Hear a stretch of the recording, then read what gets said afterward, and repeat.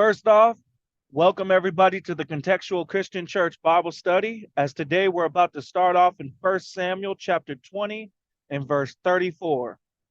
Again, that's 1 Samuel chapter 20 and verse 34. Go ahead and bow your heads and I'll pray us in. Father, we want to thank you for this time of study that we have. We want to thank you for this technology and the ability that it's given us, where I don't have to worry if somebody's able to hear the sermon or able to hear the Bible study, because even if they can't be on for it, they could always watch it later because it's recorded. And I pray for all the stuff that we're able to be on, that we be on for those things. And I pray that as we go forward to read this, that we understand everything simply and that we miss nothing, but that your spirit work through us to be able to remember the things in all aspects. In your son's holy and precious name, Jesus Christ Yeshua. Amen. Amen. So, let me go back to the app. We started reading 1 Samuel chapter 20, verse 17, and we got into Jonathan and David they were talking about, here's what we're going to do. David, you're going to be in the field for the 3 days, but after that third day, I'm going to bring young man, boy, whoever. I'm going to bring somebody with me. I'm going to have 3 arrows. I'm going to shoot them. If I shoot the arrows to the side of David, so side of you, David, understand that when I do that, that's the sign where you can come to me. No harm will befall on you. You won't get harmed. Saul's over it. And I'm talking about Saul, the king of Israel. Saul is also the dad of Jonathan. Now, if I shoot these arrows past you or beyond you, then understand that Saul's not done with you. He wants to get rid of you. He wants to harm you. Go ahead and go your separate way. After that, okay, cool. We got our little plan going. David goes to the field. Jonathan goes to their meeting. It's Saul. Let me go back to the verse. Saul, and there's a third person. I'm forgetting. Abner. A person named Abner, which is on Saul's side, and Jonathan. They're at the table. Saul notices David's seat is empty. He's not there. He didn't say anything, but in his, he's thinking about, maybe he needs some dove or something. Maybe he needs to be cleaned. Maybe something happened to him. Fast forward after the first day. Now we're on the second day. David's not there again. Now Saul wants to ask questions to Jonathan. David wasn't here on the first day. Now he's not here on the second day. Jonathan, where is he? Jonathan responds, hey, David asked if he can go where his family is. This family's doing a sacrifice in Bethlehem. They asked if he can go, and I told him, go ahead. You don't have to come to the table. Now Saul's pissed at Jonathan. Well, he's already mad at David, but that's something else. He's mad at Jonathan. And he's not only calling out Jonathan, but he brought up something, Matt, you talked about. I got to reread something real quick. I almost forgot this. He said, Jonathan, you don't think I know about the love that you have for David? It's more than just the love of a brother. You love him in the sense where you in a homosexual love, in a homosexual way. Yeah. You don't think I know this? Understand, if David lives, Jonathan, you lose your seat to the throne. You're not a king. You won't be a king. So as a matter of fact, go get David. Bring him here. He's gonna die. Jonathan responds to Saul. For what? Why? Why do you have to kill David? Saul said, okay, cool. You think I'm playing? Let me grab this javelin. And he grabs the javelin and he throws the javelin to the point where he could have killed Jonathan, but he didn't. I already read ahead. I thought he died, but I read ahead. He didn't kill Jonathan, but he could have killed Jonathan. You threw a javelin at your own son on this back and forth? That's how much you want David killed, that bad. Jonathan now has his answer. We ended with Jonathan having an answer on if his dad wants to kill David or not. Now, Matt, correct me if I'm wrong here. This is a separate point from my breakdown. I don't think we talked about Saul's selfishness. But when Saul brings up the point that you lose your seat to the throne, Could I say that there's a possibility that for once the selfishness will lead to Jonathan's benefit? No, because we have to keep in mind why he wants it.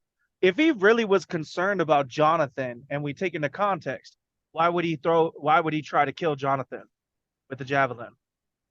You got a point. And I'm thinking to myself, why would you bring that? Like, you bring that comment up. What does that mean? That comment doesn't mean anything for the simple fact that you just threw a javelin at your son.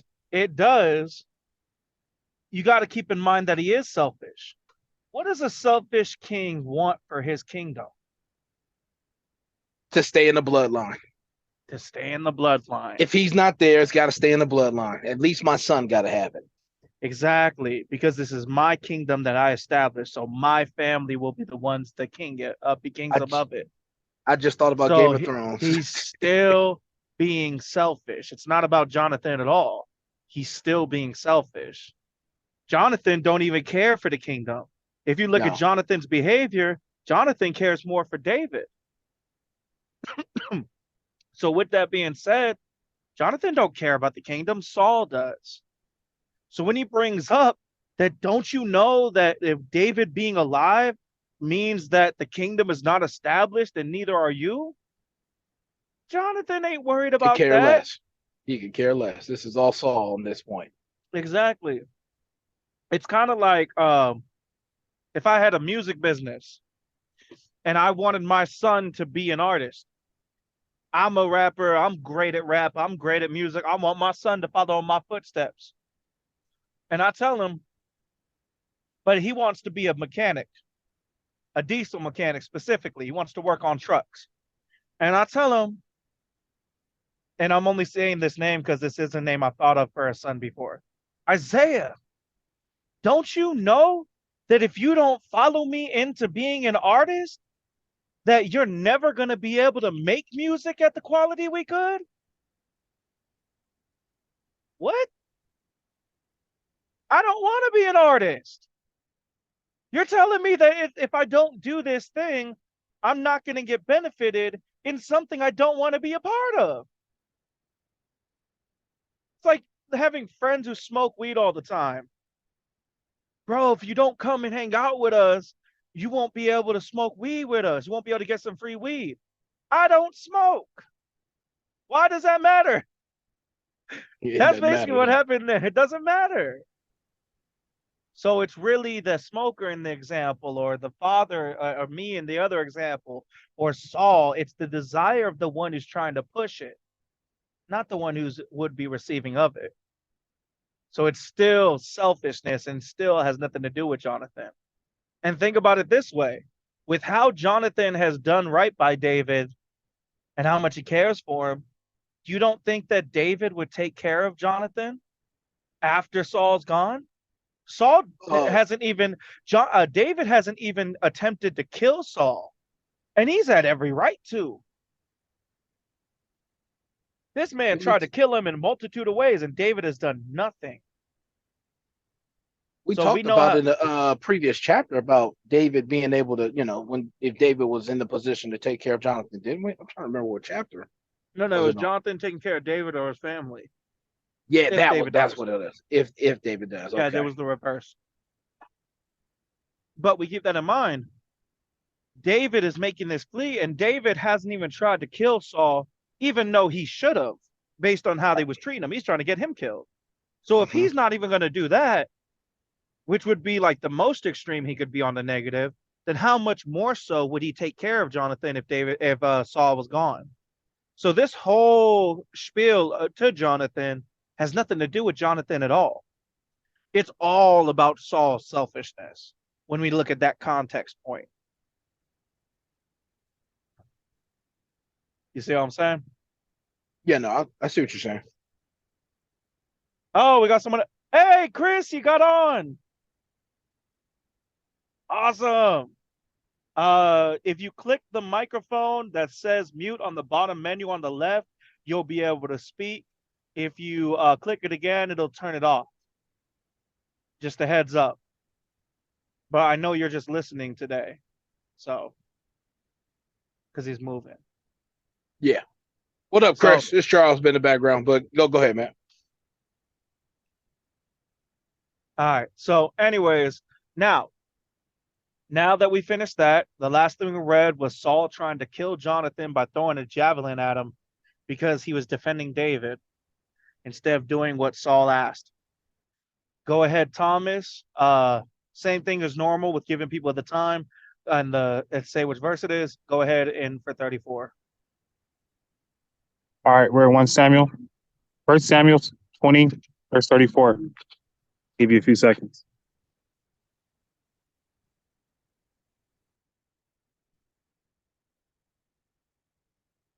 So Jonathan arose from the table in fierce anger and did eat not meat the second day of the month, for he was grieved for David, because his father had done him shame. And it came to pass in the morning that Jonathan went out into the field at the time appointed with David, and a little lad with him. He said unto his lad, Run, find out now the arrows which I shoot. As the lad ran, he shot an arrow beyond him. And when the lad was come to the place of the arrow which Jonathan had shot, Jonathan cried after the lad and said, Is not the arrows beyond thee? And Jonathan cried after the lad, Make speed, haste, stay not. And Jonathan the lad gathered up the arrows and came to his master. All right, so we have here Jonathan still furious, obviously, still furious because of the treatment that David is getting, because of the feelings that Jonathan has for David. And then it came to pass in the morning. So Jonathan has a little lad with him, and we discussed in previous verses that if the arrows were shot beyond the person, then they were to follow that path. But it was a shot to the side of that, to either side of the person, then it was a sign to like kind of stay and come back. You were good to go. So with that being said, the arrows were shot beyond the lad. But what does the lad do? He turns around, he retrieves the arrows, and he comes back to his master. But before that, the master says, were the arrows not shot beyond you? Implying like, did that not imply for you to move towards the arrows, move in that direction? But instead you retrieve the arrows and come back to me? And that's pretty much everything I got from this summer. Bro, you missed your chance. You missed your chance. Charles was wrong in his summary. He made a mistake. And I was wrong because I said he was right. And you had the opportunity to correct both of us, but you missed your chance. Charles, what was your mistake in the summary? I never brought up I brought up the boy, but I never brought up him collecting the arrows and then bringing them back. Well, no, in the summary, you said that David, if it shoots past David or to the side of David, you didn't bring up the lad at all. I thought I brought up he was going to bring the boy, but I didn't say what the boy was going to do. What he was going to have yeah, exactly. But you brought. I didn't bring up what he was going to do. Goes past to the side of David, or if it goes beyond David. Yeah. But remember what we read before. It wasn't that it was beyond him. It's that Jonathan was going to say that they're beyond. That's what I didn't say. That was on me. Oh, okay. So you missed your chance to correct us. Oh. I feel like that sometimes. Yes. And it shows like all three of us missed that. But anyway, so yeah, good job otherwise. That was the only part that was incorrect, as we forgot to add that point. Not incorrect, but that we forgot that point. All right. Now let me change the background to the next section.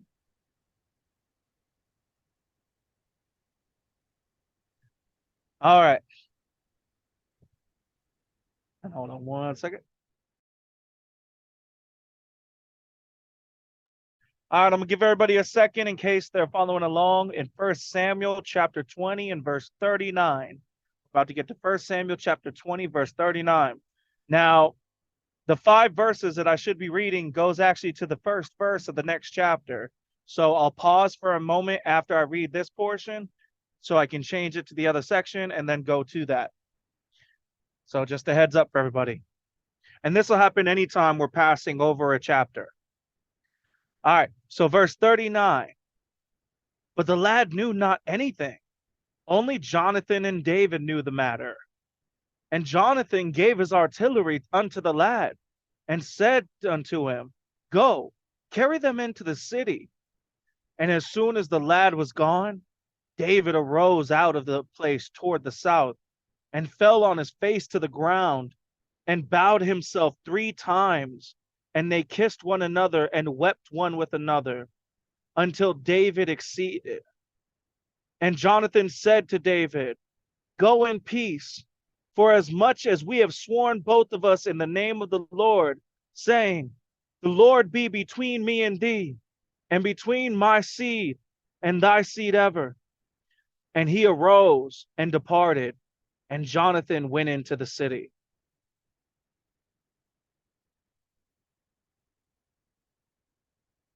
Now I'm changing it over.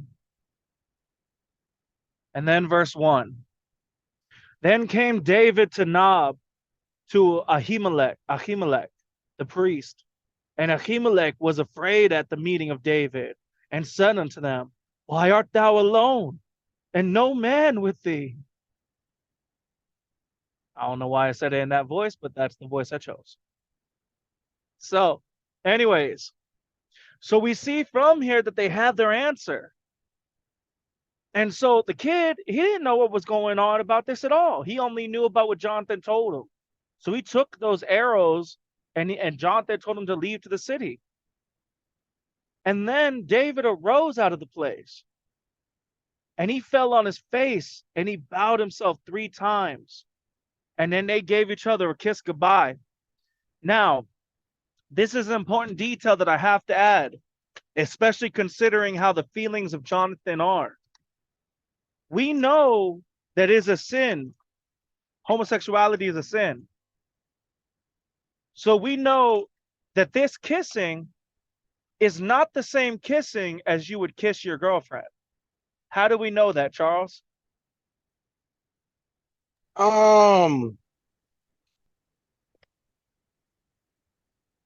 You got me on this one. I skip me. I think I got it, but go ahead and skip me. Tremaine? No, I don't know.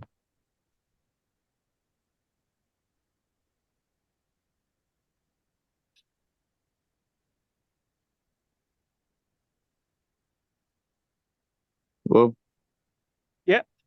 I said I don't know. Oh, I thought you said, oh, wow. Oh, That's what it sounded like. All right, Thomas? Because there was tongue involved. No, just kidding. But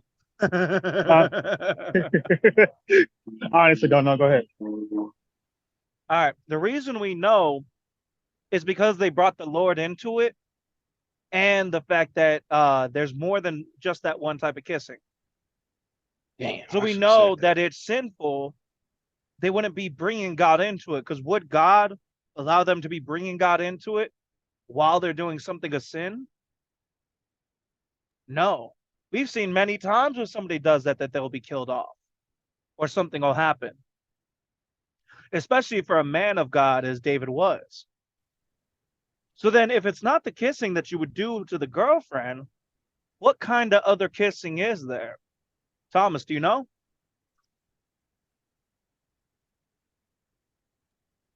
No, not really. Tremaine? no. Do you know what other kind of kissing there is besides that of your girlfriend?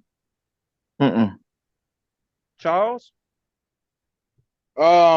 We've probably seen it on TV with the Italians when the older Yes. Italian mob guy, he hasn't seen Junior and such, and now Junior's made. So, you know, the admiration of I haven't seen you forever, and now you're a part of the family, the crime family. Exactly. And when That's they one do example. that, where do they kiss when they're kissing like that? Isn't it the cheeks? I should know Yes. this. The cheeks. In a whole bunch of different customs, in different nations all throughout history, when they really cared for somebody and they were about to say goodbye, or they really cared for somebody and they were about to say hello, they just saw each other after a while, they would hold each other, kiss each other on the cheek, side to side, as a greeting. We see the same thing in the New Testament in Romans 16, in verse 16, where it says to greet one another with a holy kiss. The same type of greeting, and this is where the custom and the context comes into it. We're not talking about making out here. We're not talking about kissing on the lips. We're talking about kissing on the cheek as a greeting, which is done in a lot of cultures. That's the other kind of kissing. And what do we see the reasoning of what's going on here? David is about to leave because Jonathan finally understands, and David and Jonathan had this pact, that Saul really does want to kill him. So imagine that you are so close with this person, and even if they have feelings for you, that doesn't matter. But you're so close, you're like family to one another. And your relative who you're too afraid or whatever, or something where you can't do nothing against it, you don't have any power. So the only thing you can do to protect them is to say goodbye. That's going to be extremely emotional, extremely sad. And so we see they give that kiss cheek, that customary goodbye kiss, to among brothers. And they cried one with another. And then until David went beyond that. And that's when they end up, David left. And Jonathan told David to leave in peace. Now, this is also kind of a beautiful moment, too. Because here you have, from Jonathan's perspective, this dude that you love. Imagine you have a girlfriend, because we know what kind of feelings Jonathan has. Imagine you have a girlfriend and you love her and you want to be with her, even just as friends. You're willing to go that far because you can't be in a relationship. You're willing to be friends, and you can't have her there because your mom is literally trying to kill her, stab her with knives, poison her with in her food or what have you. And so you have to say goodbye to this person that you love as much as you do your own soul.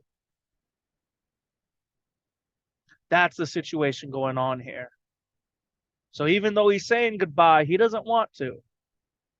And from David's perspective, one of your best friends, a dude you trust with your life, and you got to say goodbye, not knowing what's going to happen or what have you. And then after he left and he departed, Jonathan went into the city. Then we got into the portion of the next chapter in the first verse. And from there, we see that David came to Nob, the city of Nob, to Ahimelech the priest. But Ahimelech, he's not an idiot. He knows something's up. Because remember, David's supposed to be the son-in-law of the king. So Thomas, if the son-in-law of the king came over to your house, but he didn't have no entourage, nobody with him, you think everything's going to be all right? No, he came with intent, purpose behind it. There's something happening here. Yeah. Charles, if Lil Wayne stopped off at your house out of nowhere, but there was nobody beside him, you going to assume everything's okay? No. He on that stuff again. Thomas, good job. Charles, good job. Tremaine, I'm trying to think of who I... Oh, Saquon Barkley comes over to your house, Tremaine, and ain't nobody by him. You think everything's cool? You're going to be sitting there like, what the freak are you doing here? When somebody is of status, we know instinctively that they're never fully alone. There's always going to be somebody with them, at least for protection. So Ahimelech notices the pattern, and there's a lesson for that in us. What's the lesson we could take that for us, Tremaine? for today's standard? Repeat the question. What is the lesson we could take from Ahimelech's reaction for today's standard? I'm not sure. All right, Thomas.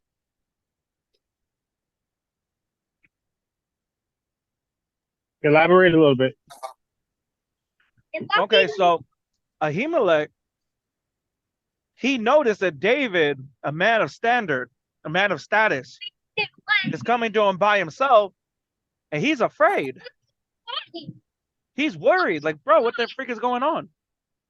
What is a lesson we could take for ourselves today from that reaction of him? Or for others for today?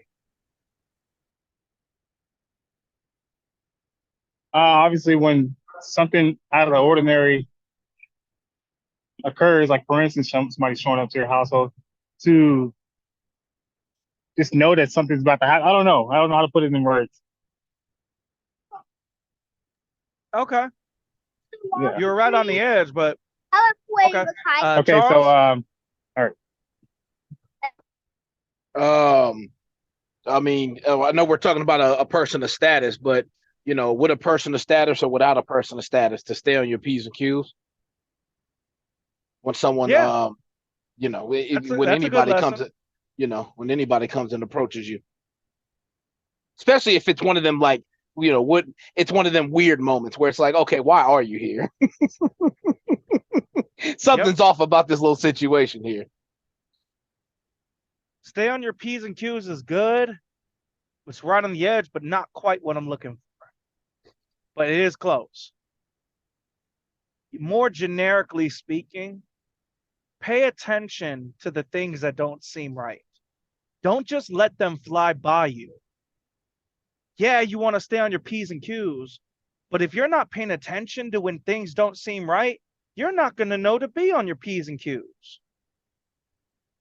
When the situation happened with me and Charles when we were in high school, we were walking from Circle K on our way back to home or basketball court or whatever. And there was these two Hispanic dudes that were walking up and they were acting kind of strange, kind of weird. And Charles, I think your ears perked up like mine did. We both were like, this something ain't right here. But a guy we knew, James Franco, he just didn't pay attention at all. He was just not ready. And then what ended up happening was that the Hispanic dude socked James Franco, knocked him to the ground. And it seemed almost out of nowhere, except for the way he was behaving before. Now, that's in extreme situations of negativity, but it's not just negativity where we need to still have that mindset of paying attention. Charles, if let's say you start dating a girl, and for the first few months, all she ever does is talk about her brother's birthday, her cousin's birthday, your birthday, all these birthdays, she keeps on making plans. And then let's say her birthday is in it was yesterday, and she's pissed off. Or no, let's say on the positive note, her birthday is in 4 days. If you're paying attention to that, what are you going to be doing in 4 days? Getting ready for her birthday. Exactly. And did she have to ask you to do something for her birthday for you to know that? No. See, it's not just in negativity that we need to have a watchful eye. It's also in positivity. If you care about someone, you want to do things that are going to make them smile, right? That are going to make them happy. So when somebody is speaking about something constantly, even if it's just for a short period of time, you know that it's important to them. So why would you dismiss it? You shouldn't. And if you know somebody is saying something that seems nonchalant, but then they're always talking about it, positive or negative, you know it's important. And then let's say, here's another good example when it comes to dating. Thomas, let's say I was trying to link you up with this chick. I was trying to set you up for a date. But then I'm telling you, oh, bro, man, she looks so good. She's got all this stuff going for her. She got a business and everything. And she got a little hygiene issue. But other than that, everything is good, bro. And I'm trying to hype her up and everything else. Does that sound like it's a good idea to be going out? Hold up. Wait a minute. Run that back. What you just say? She got a hygiene Yeah, issue. like, try to slide it in there, all quiet. Say all these nice things, all these amazing, and then slide it in real quick. She got a hygiene issue. I'll whisper it. We gotta pay attention to those things. People will do that all the time. They try to manipulate the words, manipulate the situation to make it seem not so bad because they're trying to work something out how they want it to be worked out. So it's not just in the negativity. It's also in the positive. The lesson we could take from Ahimelech here, which is true for us today, is basically not just be on your P's and Q's, but pay attention to subtle changes. And not just in what they say, but in their mannerisms. You can tell if somebody really wants to fight or if they're just talking. You can tell if somebody really cares about you or if they're just saying words to hype you up. You could tell if somebody is really sad or if they're trying to play the part. If they really had a hard life or if they're just selfish. No matter what kind of thing it is, you can tell if you pay attention to these subtle hints. These little things like what Ahimelech is paying attention with David showing up by himself randomly. All right, now into the final section. Go ahead, Charles. I'll be in 1 Samuel chapter 21, verse 2. I'll give it some seconds.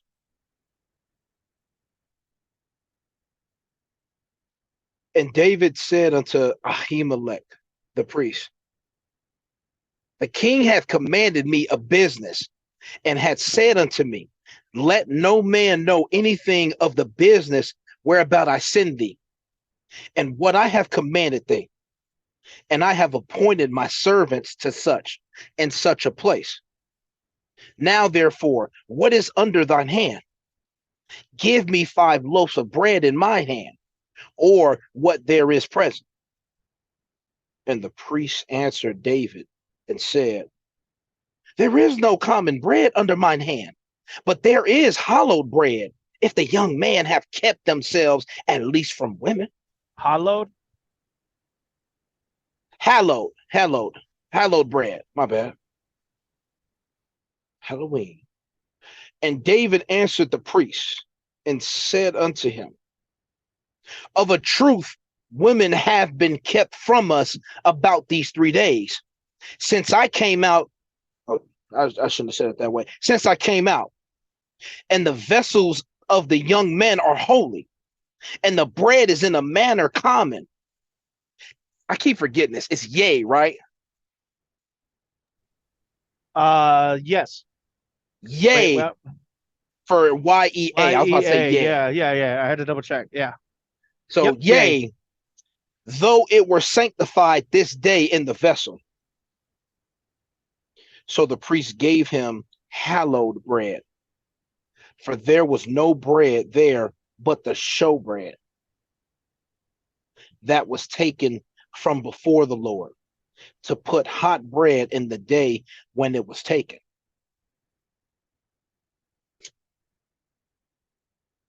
So we'll probably get the full context on the why, but right now I'm reading David approaching Ahimelech, telling him, give me the bread, give me the hallowed bread.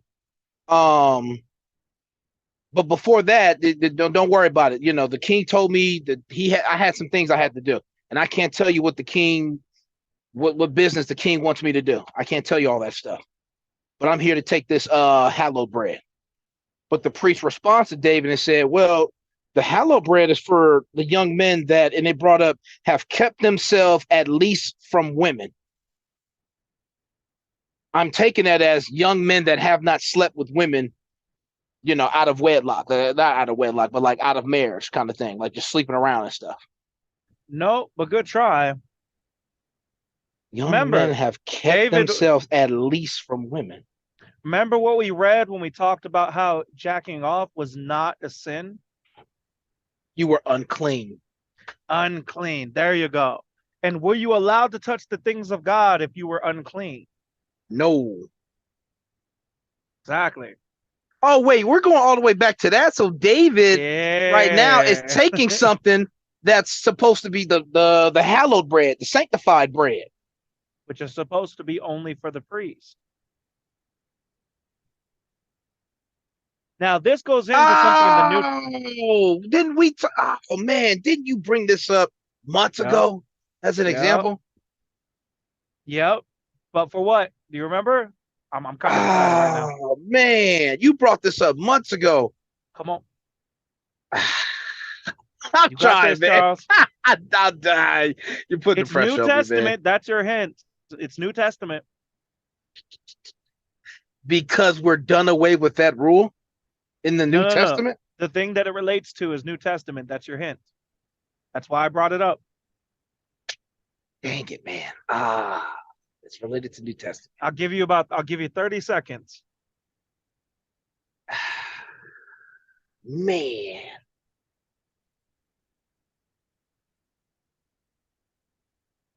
We're not talking about that story where Jesus' disciples didn't wash their hands and went to eat. You're not talking about that, were you? Nope. Damn. Got 10 seconds. Or less than 10 seconds.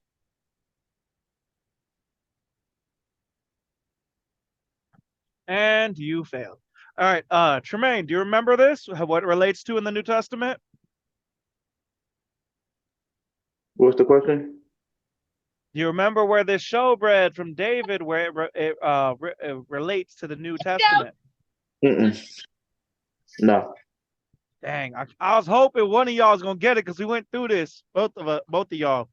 All right, so Jesus was questioned, Whoa. and they were saying that the apostles were in sin of something because they walked through the cornfield and they gathered corn on the Sabbath. And Jesus corrected them, not his apostles, the other people. And he brought up this situation right here, where David had ate the showbread that was supposed to be only for the priest. And he brought it up to say that it is not sinful to do good on the Sabbath. He said, which one of you, if a sheep should go away, would not leave the 99 to go get the one? You remember that? I do, but you didn't ask me. Well, I was about to say the example you were the My bad. example we talked about was wasn't it like some type of cattle or sheep fell in a hole, but it's on the Sabbath? Aren't you not going to go grab? Hole. Yep. Yeah, aren't you not going to go out of your way to grab that? That's an example I remember. Exactly. Sorry, Thomas. I wanted to give them a chance because I specifically read it with them. We talked about it between me and them. So, my bad. But yeah, so literally, this is what Jesus is talking about. We have seen where people are always trying to create laws that are not part of the Bible. Here, we have another one. We're supposed to rest on the Sabbath. Now, Charles, do you remember what we were reading about the Sabbath and rest and what kind of work was not allowed? The labor, tending to the Mhm. field, tending to your animals, stuff like that. Exactly. Planned out work. I know, Tremaine, I've gotten on your case a couple times about this a couple years ago, like a year ago or so, where I was like, I know you had the job. See, Thomas, it ain't just you. I told Tremaine, I said, I know you had the job, but if we have the ability, we need to make time for church. We need to make time for Bible study if we can. And I brought up that example.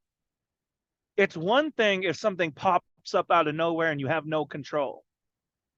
It's another thing if you have it planned out and you don't choose to make the effort. You remember that conversation, Tremaine? Yeah. So we see from here, this is an emergency situation, is it not, Charles? Well, because the king told David to do. Well, there's a possibility the king told David to do this. I don't have the confirmation, but Oh, no. We know the king didn't tell him. The king didn't even know he went over here. What do you mean we don't have confirmation? This was the plan he David made said with, until. remember, the plan he made with Jonathan. That had nothing to do with the Oh king. wait, no, I'm tripping. Nah, you already fell. Yeah, I know. It hurts. Anyways, so back to it. So, Thomas, question for you. If somebody were 1 second. if somebody had an accident, car accident, on your way to church, if we had a building, is it okay for you to take that person to the hospital and miss church? Yeah. Of course. Of course it is. Tremaine, if you were married and your wife was pregnant, she was going into labor, is it okay for you to miss Bible study for that? Yeah. Of course. Charles, if your mom was in the hospital and you found out right before worship service, is it okay for you to go to see your mom in the hospital? Yeah, of course. I'll let Of you know, but yeah, course. of course it is. Of course. God is not unreasonable. If there are things outside of your control, it's understandable. The question is, and this is a self-reflection for everybody here, the thing that you're letting get in the way of your work of God, whether it's a job, whether it's a family member, whether it's an enemy. Sometimes we do let enemies piss us off or get us to a way where we don't get involved where we should. So even enemies could be a distraction.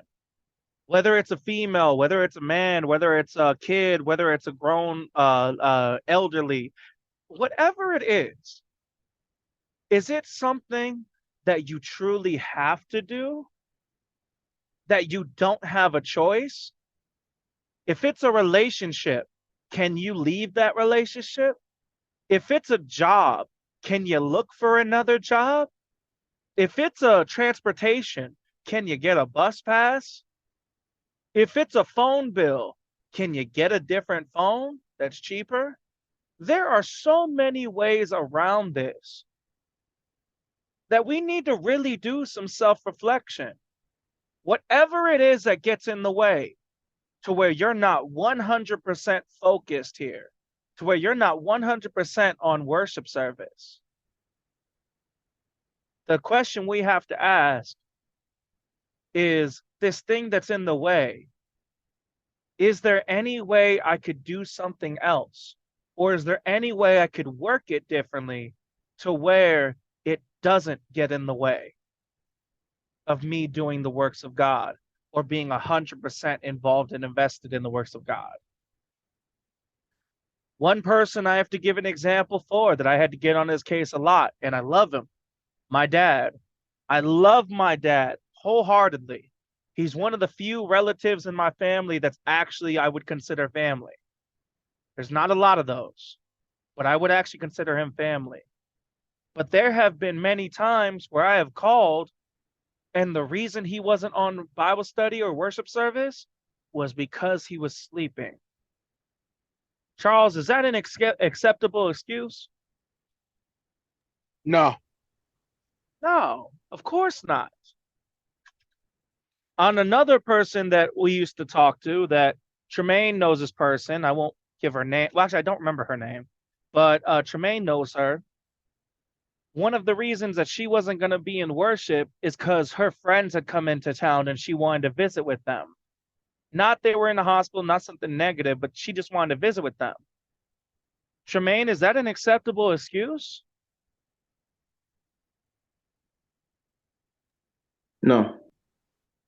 Exactly. So it depends truly on if it's something, number one, Is it something that is required? That's the first part. Do you need to have this? Do you need to have this specific friendship? Do you need to have this specific moment? You could keep the friendship. Do you need to be there right now? Could you plan to see each other after worship or before worship? Do you need to have this job, the job that gets in the way? Could you find a different job? Could you get a different position if it's in the same company? Could you ask, have you even asked them? Like Jermaine, this is a good example. When we are talking about with your security and how you were worried about everything, what happened after you asked them for the time for the Bible, for the worship service?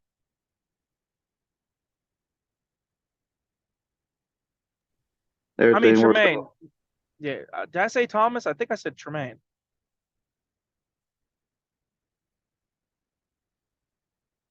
Anyways, go ahead, Tremaine.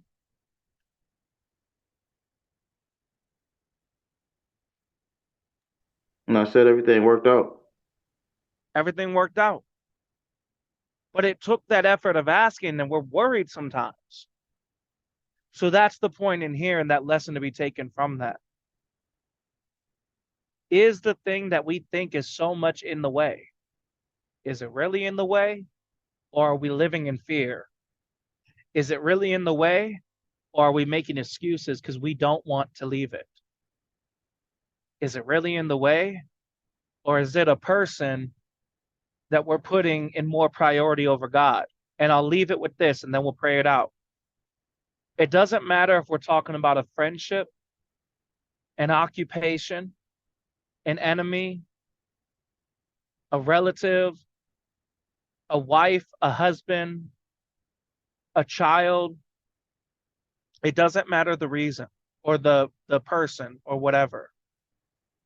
If you are putting something consciously in priority above God, you are not a servant of God. You are serving yourself, because Jesus said that you need to deny yourself, pick up your cross to follow him.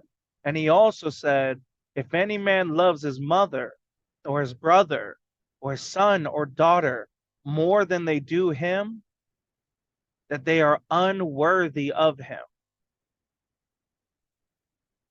So I'll leave it with that self-reflection to think about.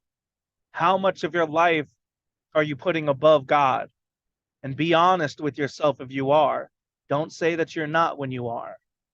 And then, is there anything you can do to change it? Because if there is, let's get it changed. All right. Now, that's the end for this. Let me go ahead and, Charles, I will have you pray us out. But before I do, I'll give about next 30 seconds in case anybody wants to raise your hand to speak. In order to do that, you go to reactions and then click on raise hands. So I'll give the next 30 seconds in case any of you guys have something you want to say or add.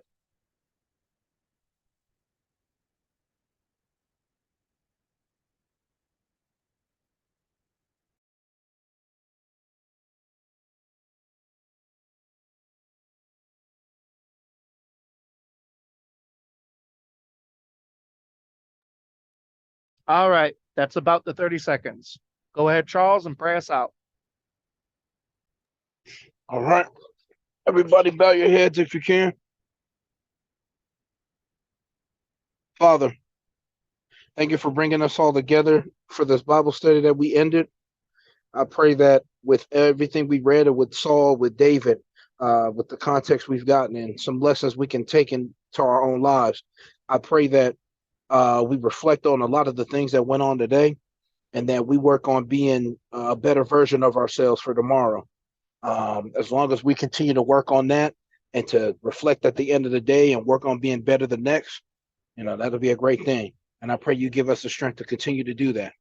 In Jesus' name, amen. Amen. Amen. Thanks everybody for being on, and y'all have a wonderful night. I'll talk to you tomorrow. Same time, 5:20.